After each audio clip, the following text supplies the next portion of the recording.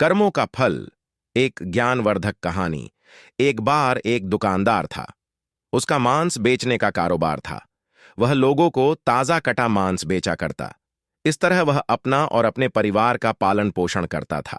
एक दिन उस मांस के व्यापारी की दुकान के आगे से एक संत गुजर रहे थे। उन्होंने उस व्यापारी की दुकान की तरफ देखा तो वह तुरंत वहां गए। उन्होंने व्यापारी से कहा, तुम ये क्या कर रहे हो? तुम पातकी हो, ठाकुर से मांस तुलवा रहे हो। उस संत की बात उस दुकानदार की समझ में नहीं आई और वह बोला, मांस तो मैं तौल रहा हूं, फिर ठाकुर कहां से दिखा दे गए तुम्हें?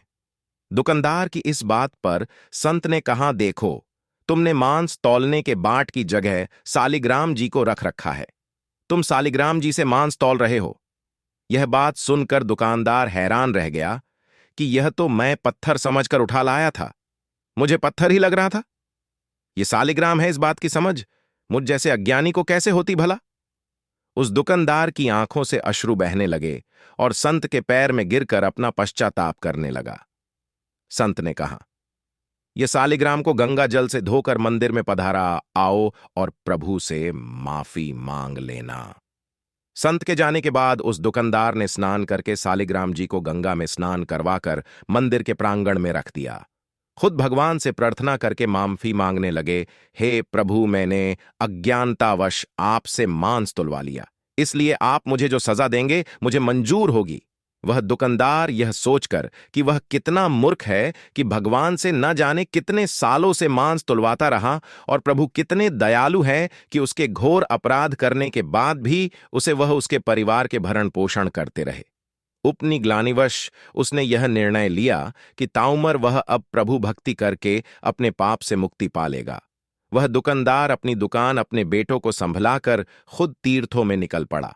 वह एक वैरागी की भांति देश दूरी भटकता रहता।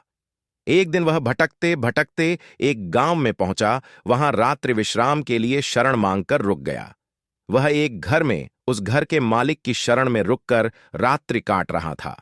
वह रात्रि भोजन मकान मालिक से पाकर रात को सोने के लिए उस मकान के आंगन में सोरामो था।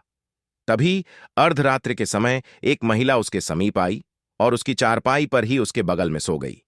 तभी उसकी आंख खुल गई और अपनी चारपाई पर महिला को देख वह तुरंत उठ खड़ा हुआ। मगर जैसे ही वह घबराकर चारपाई से नीचे उतरा, उस महिला ने उसे फिर चारपाई पर खींच लिया। वह महिला बदहवाश उसके करीब आती जा रही थी। वह महिला वासना की अग्नि में दधक रही थी। यह सब देख उसने महिला से कहा, आप ये क्या कर रही हो?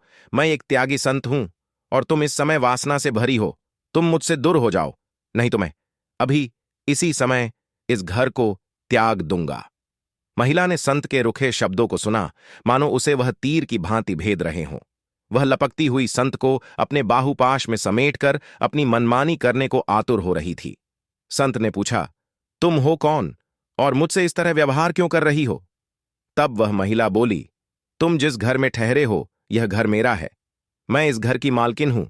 वह व्यक्ति जिसने तुम्हें रात्रि विश्राम के लिए शरण दी वह मेरा पति है। तब तो संत बोले, ठीक है, तुम्हारे पति घर में सो रहे हैं, तुम्हें उनके पास जाना चाहिए। तब वह महिला बोली, तुम जब मेरे घर पर शरण के लिए आए थे तब मैंने तुम्हें देखा था। तुम्हारे रूप यौवन की मैं दीवानी हुई जा रही थी। तुम्हें पाने की लालसा में मैंने यह बीते कुछ पल बहुत मुश्किल से गुजारे। अब तुम्हारा सामीप्य मिल गया तो भला तुम्हें अपने से अलग क्यों करूं? अब उस संत ने उस महिला को समझाने की कोशिश की कि देखो, तुम एक विवाहिता हो, तुम्हारा कर्तव्य पति सेवा है। ऐसे में तुम मुझ जैसे वैरागी को पाना चाहती हो, यहां तुम्हें शरण नहीं मिल सकती। तुम्हारी जगह अपने पति के पास है, जाओ, लौट जाओ अपने पति के पास। वह महिला कुछ सुनने को तैयार न थी। तब वह बोली, अच्छा, तो मेरे और तुम्हारे बीच मेरा पति आ रहा है। अगर मेरा पति ना हो तो तुम मुझे अपना लेते। वह तुरंत घर के भीतर गई। उस महिला ने घर पर रखी पति की तलवार को निकाला और उस तलवार से पति पर वार कर दिया। उसका पति वहीं मर गया। वह खून से भरी तलवार ले जाकर उस संत को दिखाते हुए बोली, लो, मैंने तुम्हारे और मेरे बीच खड़ी पति रूपी दीवार नष्ट कर दी। मैंने पति का गला काट डाला, अब वह कभी हम दोनों के बीच में नहीं आ सकेगा। बेचारा वह संत, दुकानदार, यह सब देख वहां से भागने लगे। बहुत कोशिश के बाद भी संत वहां ना रुके तो उस महिला ने उस तलवार से खुद पर वार किया और सदैव के लिए खत्म हो गई। संत जैसे तैसे वहां से निकलकर भागे, बहुत दुखी रहने लगे।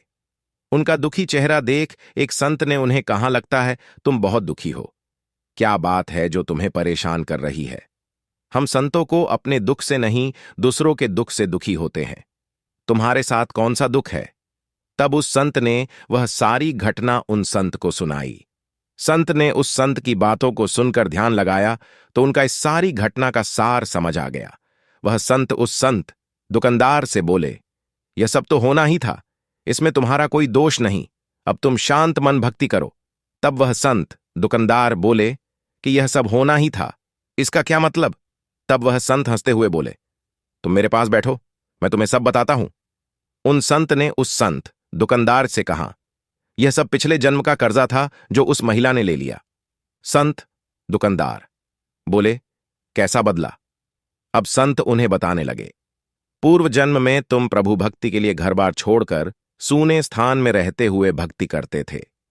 एक दिन जब तुम ध्यान मग्न होकर प्रभु भक्ति कर रहे थे, तभी वहां से एक गाय भागते हुए आई। तुमने गाय को देखा, चुप रहे। गाय को एक कसाई पकड़ना चाहता था। गाय उस कसाई से बचती हुई भागती हुई वहां आई थी। गाय तुमसे अपने बचाव की उम्मीद से देखने लगी, मगर तुमने भक्तिवश उस पर ध्यान नहीं दिया तो वह डरती हुई कहीं और जाकर अपना बचाव करना चाहती थी। वह वहां से चली गई। तभी उसके पीछे पीछे भागता वह कसाई तुम्हारे सामने हाथ में तलवार लिए आया।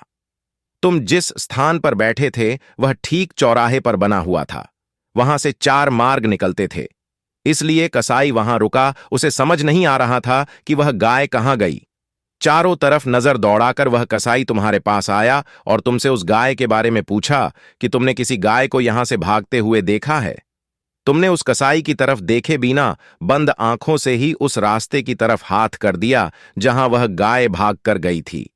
वह कसाई तुम्हारे इशारे को देख उसी रास्ते पर चला गया जहां वह गाय भागती हुई गई थी और उस गाय को कसाई ने अपनी तलवार से मार दिया था।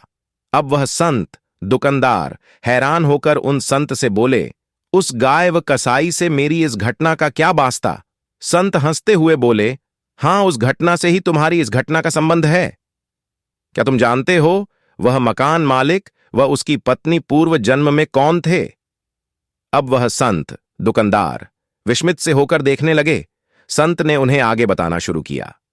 वह जो मकान मालिक था जिसने तुम्हें रात्रि विश्राम के लिए शरण दी थी, यह पूर्व जन्म में एक कसाई था। यह कसाई था जिसको तुमने गाय का मार्ग बताया था।